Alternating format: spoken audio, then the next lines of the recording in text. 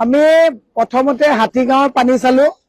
হাতীগাঁৱত পানী আজি মানে এইটো এবছৰীয়া সমস্যা নহয়, এইটো আজি 10 বছৰে মই দেখিলো চৰকাৰে হাল এৰি খিয়াল খেদি ৰাইজক ইমান হাৰাশাস্তি দিছে। তাৰপিছত আমি সাৰ্ভেত আহিলো। সাৰ্ভেটো একদম পানী, একদম একাঠু পানী, সাৰ্ভেটো ৰাইজ ওলাই যাব নোৱাৰা অৱস্থা। ৰুক্মিণী গাঁৱলৈ আহিলো। মই ৰাইজক এটা কথাই কব বিচাৰিছো, বিকাশ বিকাশ বিকাশ। এইটো কেনেকুৱা বিকাশ? সুপাৰ চাকাৰ 16 লাখৰ 48 লাখৰ সুপাৰ চাকাৰ কৰিলে। এতিয়া সুপাৰ চাকাৰখন চাওক, এইখন সুপাৰ চাকাৰ, এইখন চৰকাৰৰ সুপাৰ চাকাৰ আপোনালোকে চাওক। সুপাৰ চাকাৰ বিলাক সচলত লাইন কৰি কৰি থৈ দিছে অশোক সিংহালে। কোম্পানীক ধনী কৰিবৰ কাৰণে 16 লাখৰ সুপাৰ চাকাৰ 48 লাখত আনিলে। এওঁলোকে কব যে তৰুণ গগৈ চৰকাৰৰ দিনতো পানী হৈছিল বুলি কৈছিলে। তৰুণ নগৰ নবীন নগৰত হৈছিলে। VK ভানুক লগত লৈ তৰুণ গগৈ ডাঙৰীয়াই কিন্তু আধা ঘণ্টাত পানী নিষ্কাশনৰ কাম কৰিছিলে। মই আপোনালোকক কৈছো, এইখন চৰকাৰে ৰাইজৰ হৈ একো কাম কৰা নাই। কৃত্ৰিম বানপানীত গোটেই গুৱাহাটী ককবকাই থাকিবলগীয়া হৈছে। ঘৰত আকৌ খোৱা পানী নাই, ৰাইজৰ খোৱা পানী নাই। কৃত্ৰিম বানপানীত মানুহ ককবকাই থাকিব লৈছে। GMC টেক্স, ডাবল টেক্স দিয়া হৈছে। GMCত মানুহে টেক্স দিছে, কিন্তু GMC আজি তাৰিখত এই কামবিলাক কৰিবৰ কাৰণে খৰালিত সময় নাপালে। ড্ৰেইন চাফা কৰিবলৈ GMC সময় নাপালে। মই আকৌ অকমান আগত চুইচ গেটত যাম। এই মাত্ৰ বশিষ্ঠ বাইলেন 2, বশিষ্ঠ বাইলেন 4 সকলোৰ পৰা ফোন কৰিছে যে বাইদেউ এপাক আপোনালোক আহক, আপোনালোকে আহি পেলাই এই গোটেই পৰিস্থিতিবিলাক দেখাওক। মই সকলোকে কৈছো ল'ৰা ছোৱালীক ঘৰত ৰাখক, আজি স্কুল কলেজ নপঠাব। ক'ৰবাত গাঁতত পৰি ল'ৰা ছোৱালীৰ এক্সিডেণ্ট হ'ব। মই মুখ্যমন্ত্ৰীক, এতিয়া বাৰু নহয়, মুখ্যমন্ত্ৰীক মই ক'ব বিচাৰিছো যে কি কৰিলে বিকাশ? টেক্স দিছো আমি, এই গুৱাহাটীৰ বিকাশ নেকি? গুৱাহাটীত থকা ৰাইজে মিউনিচিপালিটিত ডাবল টেক্স দি আছে। আজি তাৰিখত প্ৰত্যেকটো জগতে ডাবল টেক্স। মাটিৰ খাজানা 1000% বৃদ্ধি কৰিছে। GMC টেক্স বৃদ্ধি কৰিছে। কৰৰ ওপৰত কৰ মানুহে দি আছে। তেওঁলোকে এটাই কাম কৰিলে, কেৱল তেওঁলোকে এটা এমাউণ্টৰ পইচা তেওঁলোকে ভোট দিবৰ কাৰণে হিতাধিকাৰী বনালে। আমি হিতাধিকাৰী এগেইনষ্টত নহয়, কিন্তু মই এটা কথা ক'ব বিচাৰিছো, হিতাধিকাৰীৰ পিছত লাগোতে ৰিপৰ্ট কাৰ্ড নাই তেওঁলোকৰ হাতত। তেওঁলোকে গোটেই গুৱাহাটীৰ মানুহক, আজি বিভিন্ন মানুহে, মই অকমান আগতে যদি আপুনি যায়, ৰঞ্জিত কলিতা দা, তেখেতৰ চাগে ঘৰৰ ভিতৰত চাগে একাঠু পানী হৈ গ'ল। মই সেইকাৰণে আপোনালোকক কৈছো, চৰকাৰখন জনসাধাৰণৰ লগত নাই। চৰকাৰৰ হিমন্ত বিশ্ব শৰ্মা চৰকাৰে যদি কংগ্ৰেছৰ বৰঘৰ ভাঙিবৰ কাৰণে হাই প্ৰফাইল এজেণ্টৰ লগত খৰচ কৰা পইচাখিনি যদি মিউনিচিপালিটিত খৰচ কৰিলেহেঁতেন, আজি আপুনি গুৱাহাটীবাসীৰ ৰাজ্যৰ এই অৱস্থা নহলহেঁতেন। মই সেইকাৰণে কৈছো, মই কেৱল নিৰ্বাচনৰ কাৰণে পানীত অহা নাই। আপোনাক সকলোৱে ৰাজনীতি কৰা দেখা গৈছে। ইয়াৰ পূৰ্বেও কৃত্ৰিম বান আজিৰ সমস্যা নহয়, দীৰ্ঘদিনীয়া সমস্যা। এই সমস্যাৰ সমাধান কেতিয়া? সকলোৱে ৰাজনীতি কৰিছে বুলি প্ৰশ্ন উত্থাপন হৈছে। ডেফিনেটলি ৰাজনীতি চলি আছে। আপোনাৰ কৃত্ৰিম বান সমাধান কৰিবৰ কাৰণে চৰকাৰৰ হাতত কোনো চাইণ্টিফিক ৱে নাই। এতিয়া ইয়াৰ পৰা পানীবিলাক নি ক'ত পেলাব? সেইটো নলাত পেলাব। নলা চাফা হৈ থকা নাই। এই পানীখিনি ইয়াৰ পৰা আমাৰ গোটেই গুৱাহাটীখন বাকেট টাইপ। ওপৰত মাষ্টাৰ প্লেন নাই, মানে মাষ্টাৰ প্লেন থকা বহুত এক্সপাৰ্টে মুখ্যমন্ত্ৰী কেইবাবাৰো DPR বনাই পেলাই দিছে। মুখ্যমন্ত্ৰী এইবিলাক চাবলৈ সময় নাই।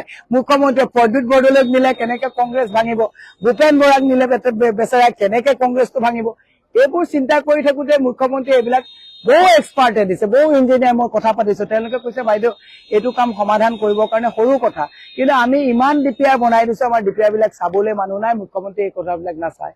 মই আপোনালোকক আহ্বান জনাইছো, মই কেৱল নিৰ্বাচনৰ কাৰণে পানীত অহা নাই। মই সদায় ৰাইজৰ বিপদত, ৰাইজৰ সন্মুখত আছো। আৰু যদি মই বিধায়িকা হৈ যাব পাৰো, মই চাইণ্টিফিকেলি এক্সপাৰ্টৰ লগত কথা পাতি কৃত্ৰিম বানপানীৰ সমস্যা সমাধান কৰাৰ কাৰণে মই আত্মনিয়োগ কৰিম। মানুহে এফালে এতিয়া খোৱা পানীত ককবকাই থাকিবলগীয়া হৈছে, খোৱা পানী নাই। এফালে কৃত্ৰিম বানপানী আৰু ছুপাৰ চাকাৰ বিলাকৰ কমিশ্যন খাই এতিয়া অশোক সিংহলে ছুপাৰ চাকাৰ ক'ত পৰি আছে তাৰ হিচাপ নাই। এতিয়া ৰাইজক কৈছো, ৰাইজ সজাগ হওক। স্মাৰ্ট চিটিৰ স্মাৰ্ট নাগৰিক যদি সজাগ নহয়, তেতিয়াহ'লে এই সমস্যা আৰু 5 বছৰত ভয়ংকৰ সমস্যালৈ গতি কৰিব। গতিকে সকলোকে অনুৰোধ কৰিছো, মই আজি হাতীগাঁও গলো, সাৰ্ভে গলো, এতিয়া ৰুক্মিণী গাঁও আহিছো। এই মাত্ৰ মই যাম সাৰ্ভে বাইলেন নাম্বাৰ 2, বাইলেন 4, এই গোটেইবিলাক আপুনি কোনটোত যাব? গোটেই দিনটো গৈ গৈ শেষ কৰিব নোৱাৰিব। মই আজি পাঞ্জাবাৰী চাইডত আছিলে, ক'তো যাব নোৱাৰো। বাইদেউ সকলোৱে কৈছে বাইদেউ মিটিঙলৈ নাহিব, গাড়ী নোলায়। এনেকুৱা এটা অৱস্থা হৈছে। মই সেইকাৰণে আপোনালোকক কৈছো, এইখন চৰকাৰে ৰাইজৰ হৈ একেবাৰে কাম নকৰিলে। এই চৰকাৰখনে নাচি বাগি বিজ্ঞাপন দি পেলাই সুধো আমি কিয় বানপানী হয়, তেওঁলোকে মেঘালয়ৰ পানীক দোষ দিয়ে যে মেঘালয়ৰ পৰাহে পানীটো মেঘালয়ৰ পানী নেকি? মেঘালয় প্ৰথম এওঁলোকে শিলখাকুৰ কথা কৈছিলে, শিলখাকু উচ্ছেদৰ সময়ত যে মেঘালয়ৰ পানীবিলাক আহি পেলাই বানপানী হয়, শিলখাকু উচ্ছেদ কৰিলে তেওঁলোকে ডাঙৰ তালাব বনাই পানী ৰাখিব। এতিয়াতো শিলখাকুত পানীয়ে নহয়। সেইটো যে ফ্লপ কথা আছিলে, সেইটো যে মিছা কথা আছিলে। USTM পৰা পানী হয় বুলি কৈছিলে, তাৰপিছত এইবিলাক কথা বহুত ৰঙা পানী কলা পানীৰ কথা কৈছিলে, কিন্তু এতিয়াতো সেইফালৰ পানী অহাই নাই। ৰঙা পানী এইবিলাক চব কলা পানী, আমাৰ ইয়াৰ পানী লোকেল পানী, মেঘালয়ৰ পানী অহা নাই ইয়াতে। সেইকাৰণে মই কৈছো এইখন চৰকাৰ বেপাৰীৰ চৰকাৰ, এইখন চৰকাৰৰ মুখ্যমন্ত্ৰীজন জিতপুৰুৱা চৰকাৰ। এইখনৰ মুখ্যমন্ত্ৰীয়ে 10 বছৰ কেৱল কংগ্ৰেছৰ ঘৰ ভাঙিবলৈকে আত্মনিয়োগ কৰিলে, ৰাইজৰ কথা চিন্তা নকৰিলে। যি পানী দিব পৰা নাই, খোৱা পানী দিব পৰা নাই, কৃত্ৰিম বানপানীৰ সমস্যা সমাধান কৰিব পৰা নাই, কোনটো স্মাৰ্ট চিটিৰ কথা কয় এওঁলোকে? মই সেইটো অভাৰব্ৰিজৰ এতিয়া মানুহবিলাকক কৈছো, হিমন্ত বিশ্ব শৰ্মাই 400-500 কোটি টকা খৰচ কৰা যিবিলাক অভাৰব্ৰিজ, গাড়ী চাড়ী বন্ধ কৰি তালৈকে আহক, তাতে বহক। আপুনি যিহেতু আজি 3টা স্থানত পৰিদৰ্শন কৰিলে, প্ৰায় সেইদিন আপুনি যিটো নিজে প্ৰাৰ্থী বিভিন্ন স্থানত আপুনি প্ৰচাৰ অভিযান চলাই আছে, কি দেখিছে, কেনেকুৱা ৰাইজে কি ভাবিছে? এইবাৰ ৰাইজে দেখিছে যে এইখন চৰকাৰে হাল এৰি খিয়াল খেদিছে, ৰাইজৰ কামবিলাক কৰা নাই, ৰাইজৰ পৰা টেক্সৰ ওপৰত টেক্স লৈছে, মাটিৰ খাজানা বৃদ্ধি কৰিছে, মাটিৰ দাম বৃদ্ধি কৰিছে, GMC টেক্স বৃদ্ধি কৰিছে, কৰৰ ওপৰত কৰ লৈছে, টোল টেক্স চব টেক্স আমি দিয়ে আছো। আৰু গোটেই পইচাবিলাক ধাৰ, এতিয়া চাওক 2 লাখ কোটি টকা ধাৰৰ বোজা দিছে, বোজাও লৈছো, কিন্তু কৃত্ৰিম বানপানী বোজাটো চৰকাৰে লোৱা নাই। এইটো দুৰ্ভাগ্যজনক হয় নে নহয়? আমি গোটেই চৰকাৰৰ ধাৰৰ বোজাবিলাক 57,000 টকাকে প্ৰত্যেকে লৈছে। আপোনালোকৰ কেমেৰা লৈ থকা মানুহৰ ওপৰতো ধাৰৰ বোজা আছে, 1250 টকা লোৱা বাইদেউ গৰাকীৰ মূৰতো ধাৰৰ বোজা আছে, চব বোজা আমি লৈছো। কিন্তু চৰকাৰে ৰাইজৰ বোজাটো কেতিয়া লব? ৰাইজৰ বোজাটো কোনটো? খোৱা পানীৰ সমস্যা সমাধান কৰিব লাগে, কৃত্ৰিম বানপানীৰ সমস্যা সমাধান কৰিব, ৰাইজক বোজাহে দিছে, ৰাইজৰ বোজা সমাধান কৰিব পৰা নাই। গতিকে এইখন চৰকাৰক একালৰ সতীৰ্থ সমষ্টিৰ এবাৰৰ প্ৰতিদ্বন্দ্বী প্ৰত্যুত বৰদলৈ কিন্তু এঘৰি যুঁজিবলৈ এই মুহূৰ্তত সাজু হৈছে। আৰু বাৰম্বাৰ এটা কথা কৈছে যে মীৰা বৰঠাকুৰ লালু প্ৰসাদ যাদৱৰ এসময়ত সহযোগী আছিল, তেওঁ বিহাৰৰ ৰাজনীতি ভালকে বুজি পায়, আৰু তেওঁ দিছপুৰত কি কৰিব? সেইটো তেওঁ 27 বছৰৰ আগৰ কথা কৈছিলে, মই তেতিয়া সৰু ছোৱালী আছিলো। মই তেওঁক এটা কথা কালিও কৈ দিছো, এনেকুৱা আপুনি যি লাইনত কথা কব বিচাৰিছে, চোৰে চোৰৰ ঠেং দেখে, গম পাইছে নাই? প্ৰদ্যুৎ দা, মই ইমান বৰ ৰোমান্টিক মানুহ নহয়। নাই, প্ৰদ্যুৎ দাই গাত নিজে চিকুটি চালে ভাল, আৰু মই নকওঁ আৰু ব্যক্তিগত কথাবিলাক। চবেই জানে প্ৰদ্যুৎ দাৰ কথা, ব্যক্তিগত লাইফ বিলাক চবেই জানে, এইবিলাক কথা চিকুটি নিলোৱা ভাল। মানুহে জানে তেওঁ প্ৰবঞ্চনা কৰি আহিছে মাৰ্ঘেৰিটাত। কিয় মাৰ্ঘেৰিটা এৰিলে পলাবলগীয়া হল সুধিবচোন? মাৰ্ঘেৰিটা ৰাইজে মিনিষ্টাৰো বনাইছিলে, কিয় মাৰ্ঘেৰিটা যাব নোৱাৰা হল?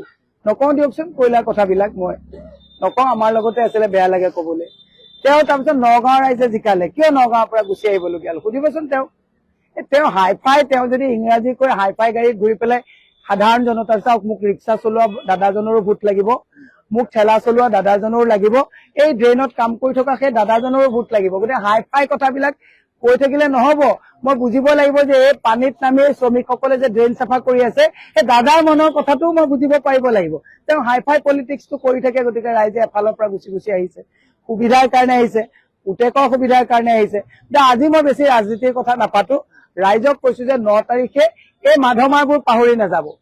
স্মাৰ্ট চিটি ৰাইজে, অভাৰব্ৰিজ স্মাৰ্ট নহয়, কিন্তু স্মাৰ্ট চিটি ৰাইজ এতিয়া চব স্মাৰ্ট ৰাইজ। সকলোৱে ইয়াত গুৱাহাটীত কোনেও পৰিশ্ৰম নকৰাকে হিতাধিকাৰী হৈ পেলাই লাইট চলাব নোৱাৰে। গুৱাহাটীত সকলোৱে তেজ পানী কৰি ঘাম মাটিত পেলাইহে থাকিব পাৰিব।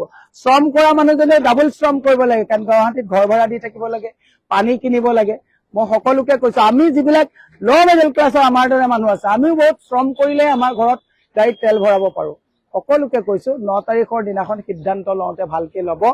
এই প্ৰদ্যুৎ বৰদলৈ সিদ্ধান্ত লওঁতে আপোনালোকে যিটো সুধিছে, মানুহে ভালকে গম পায় যে এইখিনি। আৰু এটা কথা যে কেন্দ্ৰত যদি বিজেপি চৰকাৰ, ৰাজ্যত যদি বিজেপি চৰকাৰ, গতিকে এনেকুৱা ধৰণৰ চৰ্চা এটা উলিয়াই দিয়া হৈছে যে কৰবাত যে এই যিটো সমষ্টি, দিছপুৰ সমষ্টি যদি কংগ্ৰেছে যদি মই আপোনালোকক কৈছো জনপ্ৰতিনিধি যদি মনস্তাত্ত্বিক ভাৱে সবল হয়, জনপ্ৰতিনিধিৰ পইচা কাটিবলৈ চৰকাৰ যাৰেই নহওক মেৰুদণ্ড ডেকা কৰি দিলেহে পইচা কাটিব পাৰিব। দিছপুৰ সমষ্টিৰ ৰাইজে এটা এঘৰ মানুহে টেক্স দিছে, কেনেকে তেতিয়াহ'লে টেক্স পেয়াৰসকলৰ পইচা কাটিব? এইবিলাক পইচা চৰকাৰৰ পইচা, কাৰ পইচা? পাব্লিক মানি। এইবিলাক মুখ্যমন্ত্ৰী আৰু ৰাজ্যিক বিজেপিৰ সভাপতি দিলীপ কটকীয়ে কৈছে যে বৃহৎ ভোটৰ ব্যৱধানত তেতিয়াহ'লে EVM বিলাক নি পেলাই ঘৰত ৰাখিলেই নেকি? এতিয়া ইলেকশ্যন কমিশ্যন, এইটোতো ইলেকশ্যন কমিশ্যনত আমি কমপ্লেইন কৰিম যে ৰাইজে ভোটে দিয়া নাই, তেওঁ কেনেকে গম পালে 80,000 ভোটত প্ৰদ্যুৎ বৰদলৈ মানে জিকিব বুলি? তাৰমানে ইভিএম টেম্পাৰিং কৰিলে নেকি? মইতো কমপ্লেইন দিম আজি ইলেকশ্যন কমিশ্যনত যে কেনেকে এজন ৰেছপন্সিবল পলিটিচিয়ানে ক'ব পাৰে যে 80,000 তেওঁ কেনেকে সংখ্যা দি দিলে? তাৰমানে টেম্পাৰিং, ভোট চুৰি, ৰেগিং এইবিলাকত নামি গ'ল নেকি? গতিকে এইটো ইমান সহজ নহ'ব। দিছপুৰত প্ৰদ্যুৎ বৰদলৈ টকা থকা মানুহ হ'ব, মানিত হ'ব পাৰে। প্ৰদ্যুৎ বৰদলৈ ডাঙৰীয়া যে ৰেছপন্সিবল নহয়, তেওঁ যে ৰাইজৰ দায়িত্ব নলয়, সেইটো মাৰ্ঘেৰিটা ৰাইজে ক'ব নহয়, নগাঁও ৰাইজে ক'ব নহয়, কংগ্ৰেছৰ হাজাৰ হাজাৰ কৰ্মীয়ে ক'ব নহয়। এই কথাখিনি 9 তাৰিখে ইভিএমত পাব। আৰু যদি তেওঁলোকে ভাবিছে যে আগতীয়াকে ইভিএম টেম্পাৰিং কৰিম, এইবাৰ যুঁজখন বহুত ভালকে হ'ব, এইটো নহ'ব। জয়ন্ত